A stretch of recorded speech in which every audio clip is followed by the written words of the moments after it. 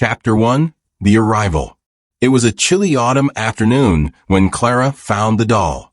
The sky hung heavy with dark clouds, and the wind whispered through the bare branches outside the little antique shop.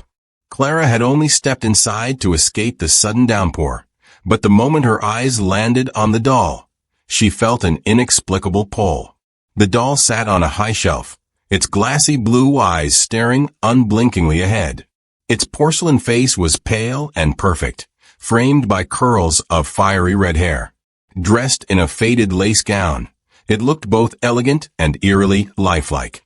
"That's an old one," said the shopkeeper, a wiry old man with a raspy voice. "Came in a few weeks ago. Bit of a strange story behind it, if you're interested." Clara hesitated. She wasn't usually one for old, worn-out trinkets, but something about the doll made her want to know more. "What kind of story?" she asked. The shopkeeper leaned closer, lowering his voice. "Belonged to a little girl from the next town over. Her family said she used to talk to it like it was real. Then, one day, she stopped talking altogether. Wouldn't say a word to anyone. They found her in her room, clutching the doll like her life depended on it." Clara shivered. "What happened to her?" "Moved away. Never heard from them again. But they left the doll behind." He gave Clara a toothy grin. "It's yours if you want it." Clara should have walked away. Every instinct in her body told her to leave the shop and forget about the doll. But before she knew it, she was handing over a few crumpled bills and cradling the porcelain figure in her arms. As she stepped out into the rain, the doll's cold, lifeless face seemed to smile. Chapter 2. Whispers in the Dark. The first night with the doll was uneventful. Clara placed it on a shelf in her bedroom and promptly forgot about it as she went about her evening routine. But as the clock struck midnight, a faint sound woke her from her sleep. It was a whisper. Clara sat up in bed, her heart pounding. She strained her ears, but the room was silent. Shaking her head, she lay back down, telling herself it was just her imagination. But the whispering returned the next night, and the night after that. Each time, it seemed to grow louder, more insistent. Clara couldn't make out the words, but the sound filled her with a deep sense of unease. She began to notice other strange things, too. Objects in her apartment would move on their own. Lights flickered without reason. And every time she looked at the doll, she could swear its expression had changed. By the end of the week, Clara was barely sleeping. The whispers had turned into voices, low and guttural, speaking in a language she couldn't understand. The doll's presence felt oppressive, as if it were watching her every move. Desperate for answers, Clara turned to the internet, searching for anything that might explain what was happening. She found stories of cursed dolls, tales of malevolent spirits attaching themselves to inanimate objects. The thought made her skin crawl, but it also made a terrible kind of sense. Chapter 3. The Unveiling. One stormy evening, unable to bear the tension any longer, Clara decided to confront the doll. She placed it on the dining table and stared into its unblinking eyes. "What do you want?" she demanded, her voice trembling. The doll said nothing, of course. But as the room fell silent, Clara felt a sudden, crushing weight on her chest. The air grew cold, and the lights flickered violently. Then, for the first time, the doll moved. Its head turned slowly, the glassy eyes locking onto Clara's. A chilling, childlike voice echoed through the room. "You brought me here. Now you must play," Clara screamed, stumbling back from the table. The doll's mouth hadn't moved, but the voice was unmistakable. She grabbed the doll, intending to throw it outside, but the moment her fingers touched its porcelain skin, a searing pain shot through her hand. She dropped the doll, and it landed on the floor with a sickening crack. For a moment, Clara thought she had broken it, but when she looked down, the doll was whole. Worse, it was smiling. Chapter 4. The Presence. That night, Clara placed the doll in a box and shoved it into the back of her closet. She tried to forget about it, telling herself it was just an ordinary toy. But sleep didn't come easily. At 2:33 a.m., Clara woke to the sound of faint giggling. Her room was dark, but the air felt heavy. She sat up, straining to listen. The sound was coming from the closet. "No, no, no," Clara whispered, clutching the edge of her blanket. The giggling stopped, replaced by a soft thud. Summoning her courage, she grabbed her phone and turned on the flashlight. Slowly, she approached the closet. With trembling hands, she slid the door open. The box was empty. The doll was gone. Clara spun around, her flashlight sweeping the room. She stopped when the beam landed on her desk. The doll sat there, its blue eyes glinting in the light. A sudden knock on the window made her scream. She turned toward the sound, but saw nothing outside. When she looked back at the desk, the doll was gone again. Chapter 5. The Warnings. The next morning, Clara called Danielle, desperate for answers. "Danielle, what is going on? Why do you have that thing?" Danielle's voice was strained. "You opened it, didn't you?" "I didn't know. I found it in your stuff, and then I got your message." "Clara, listen to me.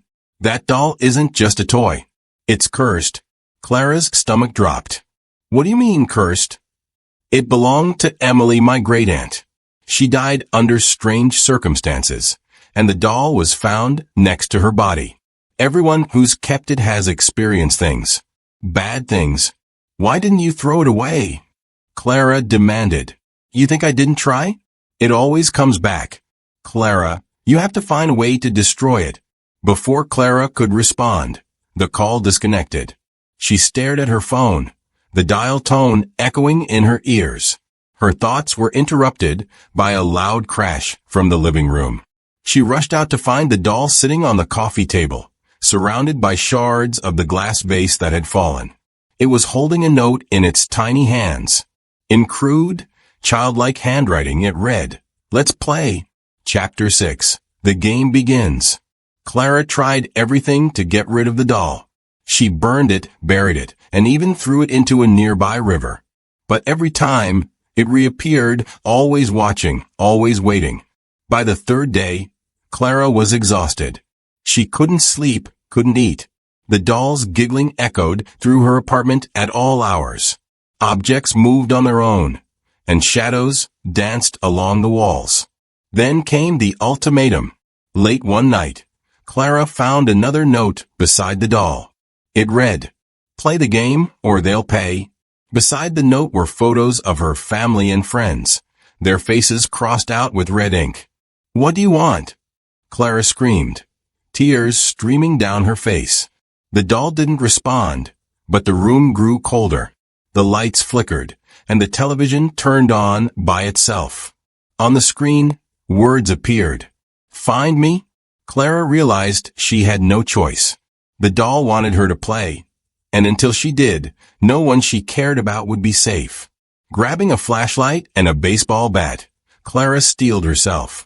She was done being afraid. The game had begun, and she intended to win. Chapter 7. Descent into the Maze. Clara clenched her fists, fighting the rising panic. The apartment had transformed into something unrecognizable, an endless maze of twisting hallways and looming shadows. Her breaths came shallow and fast as the whispers around her grew louder, overlapping into a cacophony that drowned her thoughts. She stumbled forward, gripping the bat tightly. The only light came from faint, flickering orbs floating along the walls, casting eerie patterns. Each step felt heavier, as though the air itself were pressing down on her. Suddenly, a childlike giggle echoed through the maze, chilling her to the bone. Clara turned sharply, swinging the bat into empty air. "Stay away from me," she screamed, her voice cracking. The giggle came again, closer this time. Then the doll's voice, sweet and mocking, "Clara, Clara, where are you going? The fun's just beginning." Clara's heart pounded as she moved faster, her instinct screaming to find an escape. The corridors twisted unnaturally, leading her in circles. She stopped at an intersection, disoriented, when she saw something glinting on the floor. A small silver key. She knelt to pick it up, her fingers trembling. As soon as she touched the key, a deafening roar filled the air. Shadows coalesced into monstrous shapes, their hollow eyes glowing red. They lunged toward her, forcing Clara to sprint down the nearest hallway. "You can't run forever," the doll's voice taunted. "But you can try." Chapter 8. The Puzzle. Clara burst into a dimly lit room and slammed the door shut behind her. Her chest heaved as she tried to catch her breath. The room was unlike anything she'd seen before. Its walls were covered in strange symbols, and at the center stood a pedestal with a small box on top. The box had a keyhole. Clara pulled the silver key from her pocket and hesitated. Could this be the way out? As she approached the pedestal, the symbols on the walls began to glow, and the whispers returned, this time forming coherent words: solve or perish. Clara examined the box, noticing intricate carvings of what looked like the doll's face. She inserted the key and turned it, hearing a soft click. The top of the box opened to reveal a piece of paper with a riddle.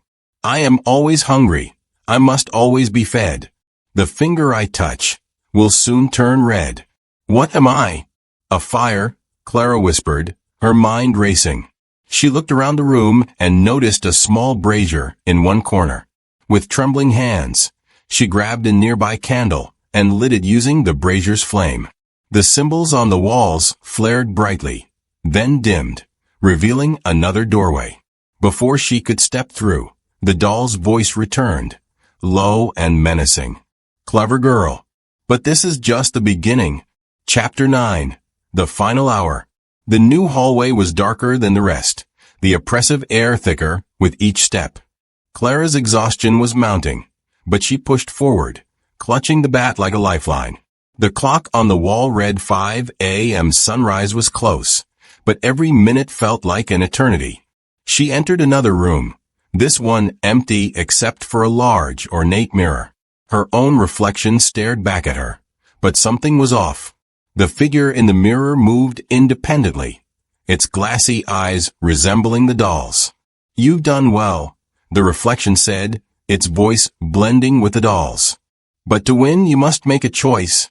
2 doors appeared on either side of the mirror. The reflection gestured toward them. "One leads to freedom, the other to eternal darkness. Choose wisely."